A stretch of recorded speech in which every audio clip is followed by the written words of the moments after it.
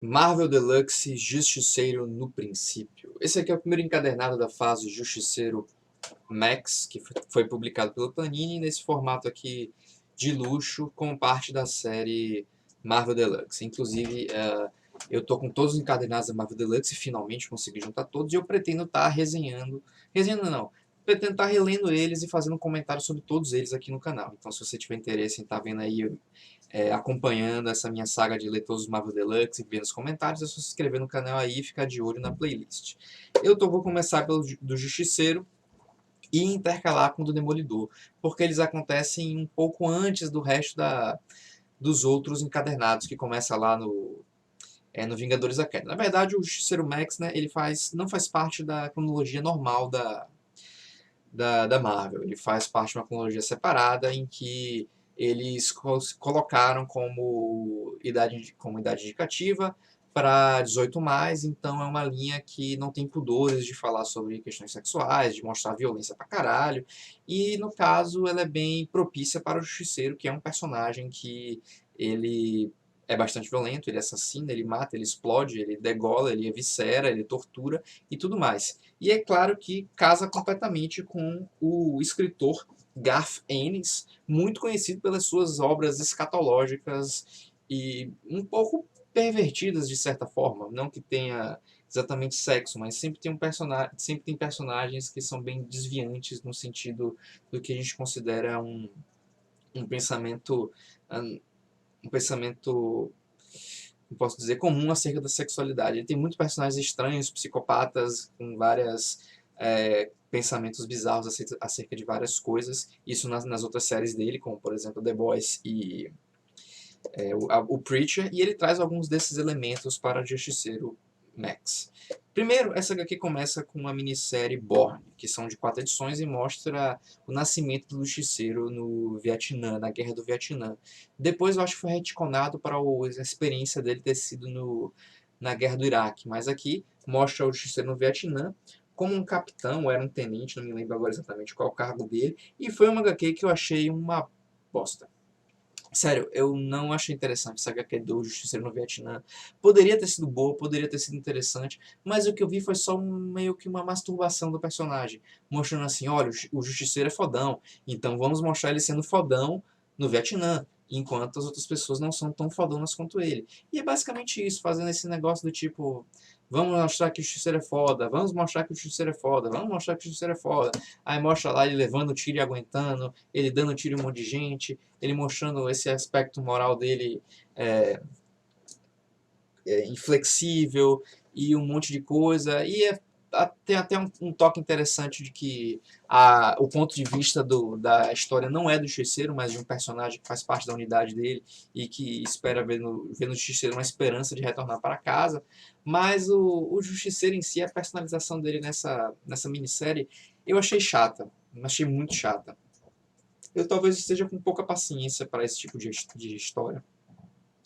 Ou talvez pouca paciência para as HQs do Garth Ennis, que apesar de terem uma qualidade interessante na escatologia que ele usa, e tem alguns detalhes legais, sempre muito cheios de cinismo, também tem muitas partes que são simplesmente baboseira adolescente querendo causar. Pelo menos foi essa impressão que eu tive com alguma das coisas que eu li do Garth Ennis. O Preacher foi a obra dele que eu realmente curti bastante. Eu acho que lá ele consegue dosar esse cinismo com esse humor muito adolescente bobo. É, de, mas aqui no Justiceiro eu não senti isso não. Nessa Borne eu achei completamente passável.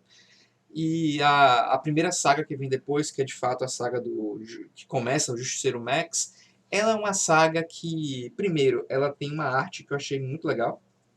Eu curti bastante a arte dele, eu acho que é uma arte que combina com o Justiceiro. E ela mostra o seguinte, um grupo de pessoas da CIA ou de uma agência governamental dos Estados Unidos está atrás do Justiceiro e usa o antigo amigo do Justiceiro, o microchip, para se aproximar do Justiceiro.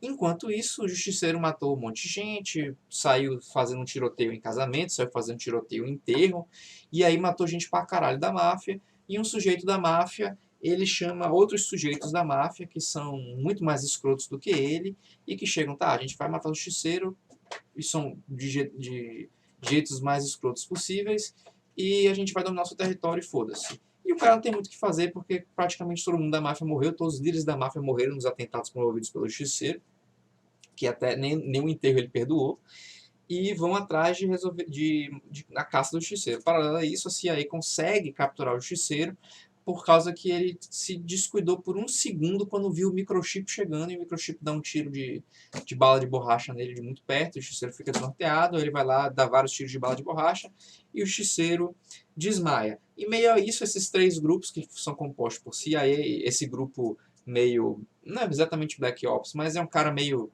Uh, sabe, shade, meio assim, meio sujo da CIA que tá fazendo essa operação, se encontra com o Justiceiro, que o Justiceiro está lá capturado, a máfia descobre, esses caras da máfia descobrem onde está o Justiceiro preso e vão lá matar o Justiceiro, e aí esses três grupos se encontram e o resultado é óbvio, um banho de sangue. E é bem garfieniana a forma como os caras da máfia encontram onde o Justiceiro tá. Porque um dos caras da CIA, um agente lá meio que qualquer que foi recrutado porque era descartável, digamos assim, ele vai falar com uma pessoa que tinha visto o Justiceiro ser capturado para dizer para a pessoa, ó, fica lá daí, não fale nada não. A máfia vê esse cara fazendo isso e os caras vão, pegam um maluco para fazer uma viagem de carro, cortam o saco dele, botam no copo, botam na mão dele e diz, ó, cuidado para não derrubar aí e fale o que a gente quer. E aí o cara vai lá, segurando o saco dele num copo, andando lá todo sangrando, falando para os caras as informações que ele quer. E fala isso bem rápido, né? E depois a gente lá, parceira dele, encontra ele e leva para o hospital. E assim, eu achei uma cena bem garfieniana, com umas piadas garfienianas que até são interessantes para o gênero da história, mas uma coisa que eu não consigo tolerar é que o Garfienes ele sempre parece querer colocar uma mulher que é meio... Deixa eu pensar em como explicar. Uma personagem feminina que tem tesão em violência, tem tesão em cara violento, tem tesão em cara que sai assassinando, que é brucutu, que mata, que esquarteja, que explode sangue por todo canto, e de um jeito, de uma lascividade tão caricata e tão piada, assim, de mau gosto, de, de, sei lá, adolescente tentando escrever fanfic pornô, que eu acho extremamente feio. E tem uma personagem dessa nesse primeiro arco do Justiceiro Max. Eu acho uma péssima personagem. Poderia ter sido uma personagem legal, mas por causa dessa característica dela é péssima. Não é a primeira personagem assim que o Garfienes faz, nem a primeira personagem assim, nem que ele faz no Justiceiro. E cara, é só pra mostrar assim mais uma masturbação do Justiceiro que o Garfienes faz pra mostrar, não, o Justiceiro é foda, ele mata todo mundo, e tem essa mulher bonita aqui que fica querendo pegar ele porque ele espalha sangue por todo canto. E, velho, até quando a mulher tá morrendo, ela fala, ah, fiquei molhada antes de morrer porque um monte de sangue e ela sofreu uma experiência lá de muita adrenalina e foda-se. Isso é muito bizarro, muito podre mesmo.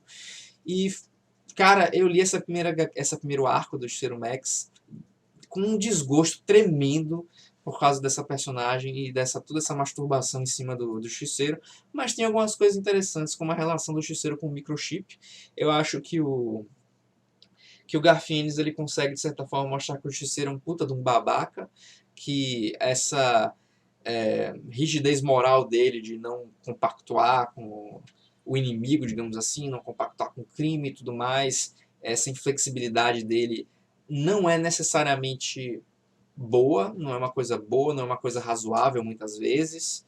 É, e pelo menos foi essa interpretação que eu tive, né? E pelo menos isso eu achei, tá, certo, vou aceitar essa abordagem aqui. Melhor do que dizer que o Justiceiro mata bandido porque tá certo e tudo mais. E as coisas que o Microchip fala sobre o Justiceiro e que não são negadas pela HQ até ajudam a reforçar essa ideia de que o Garfienes não tá tentando tratar o Justiceiro como um, um herói moral do cara que tá certo, que um modelo a ser espelhado. Então, nesse ponto, eu achei ok. O segundo arco do Justiceiro Max, ele é mais interessante. E ele reúne ele trata da máfia irlandesa, né? Que teve muita força lá na região da Cozinha do Inferno. Que talvez para quem não tenha tanta conhecimento geográfico dos Estados Unidos e conheça mais as coisas da Marvel, ou nem conheça tanta Marvel, Cozinha do Inferno é um bairro que existe, não tem mais esse nome, se não me engano, mas ele é um bairro factual e ele de fato ele recebeu muitos imigrantes irlandeses, inclusive o Demolidor é irlandês, e o Justiceiro estava lá na Cozinha do Inferno de boa, num restaurante, uma lanchonete daquelas estilo americana que vende café, torta de maçã e tudo mais, e o lugar explode. E aí o justiceiro fica puto, tenta salvar quem pode, e ele, caralho, quem foi que explodiu esse negócio? E vai tentar investigar.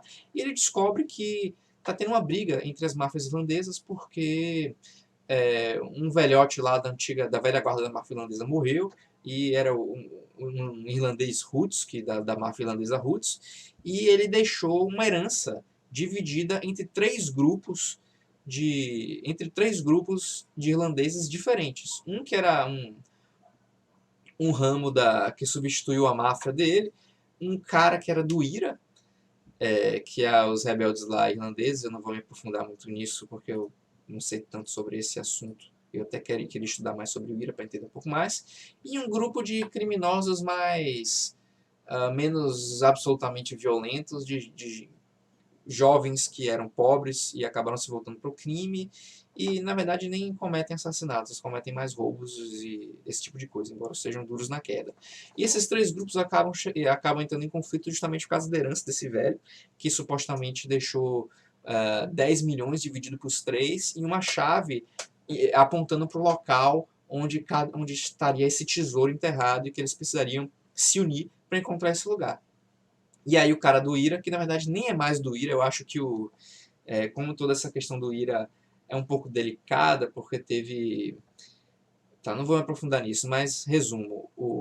Teve toda uma questão de colonialismo por parte da Inglaterra na Irlanda, e teve uma guerra na Irlanda, e o IRA fazia parte de um movimento nacionalista irlandês para impedir esse domínio estrangeiro na Irlanda. E eu acho que tem muita controvérsia para quando se lida com esse tipo de questão.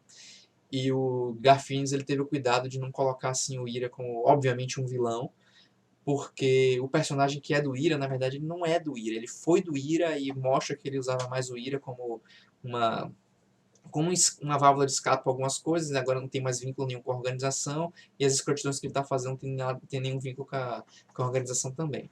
E aí ele, que é um personagem até conceitualmente bem interessante, ele não tem a pele do rosto, por causa que uma bomba que ele preparou explodiu na hora errada e ele explodiu na cara dele. Inclusive a bomba que explodiu no restaurante explodiu também na hora errada. E aí gerou essa situação toda aqui, a cara dele aqui, todo esfolado com cada bomba, e o Justiceiro aqui com uma 12 entrando no bar. E aí vai meio que são três, na verdade são quatro grupos, que tem duas máfias, tem a máfia irlandesa, que é derivada da máfia Roots, digamos assim, que acaba assumindo o lugar, mas é mais de sangue novo e tudo mais. Os ratos de alguma coisa, os ratos do mar, alguma coisa assim, que são meio que uns criminosos piratas que roubam os iates da galera lá. Esse cara que era do IRA, e uma máfia irlandesa negra, que tinha um personagem que é irlandês negro, chegou nos Estados Unidos, irlandês negro, sofreu preconceito por ser irlandês e por ser negro. Então, esses quatro grupos, eles entram em conflito entre si, e o Justiceiro tá lá querendo matar todo mundo. E um agente britânico, amigo do Justiceiro, chega para atiçar a coisa toda e falar: ó, Justiceiro, tem essa galera aqui, a gente quer eliminar, porque tem esse cara escroto aqui, que era o personagem que era da IRA, que é outro personagem, na verdade, que era da IRA, que fez essa coisa aqui, e esse meu jovem companheiro aqui assassinaram o pai dele, ele quer vingança. E aí mistura isso tudo e gera uma situação assim, uma história de crime e máfia e bastante violência, que eu achei muito legal. Tem bastante violência, tem tortura, tem desmembramento, tem justiceiro explodindo cabeças, mas não tem nenhuma dos maus gostos do Garfienes, como foi na primeira edição e na edição lá do Vietnã e na parte do Justiceiro Borne. Então esse segundo arco do Justiceiro Max eu gostei muito mais, e eu espero que continue nessa pegada essa essa história do Justiceiro Max, porque são 4 encadernados, esse aqui é o primeiro, ainda tem alguns para ler, mas como eu falei, vou estar intercalando com o Demolidor. Como eu falei, eu pretendo estar lendo todos os livros da Marvel Deluxe, estar fazendo comentários aqui no canal, então se você tiver interesse é só se inscrever aí e curtir e ficar de olho que eu vou estar trazendo. Eu vou estar lendo os Marvel Deluxe, mas lendo outras HQs também, para não ficar só lendo Marvel Deluxe, que aí eu posso acabar cansando e não quero fazer isso. E depois de terminar a Marvel Deluxe, eu vou seguir com os encadernados da nova Marvel, que eu também pretendo estar comprando todos. Em último comentário, espero que tenham gostado desse vídeo, mas como último comentário, o Justiceiro nessa capa aqui, o Frank Castle, ele tá a cara de um professor meu da UFBA de jornalismo, que é o Wilson Gomes. Se vocês procurarem aí no Facebook o Wilson Gomes, olhem lá a foto e digam se concordam comigo ou não. Eu acho que tá parecido pra caramba aqui. Vou até aproximar. É sério, é a cara do Wilson Gomes. Mas enfim, vou ficando nessa e até o próximo vídeo.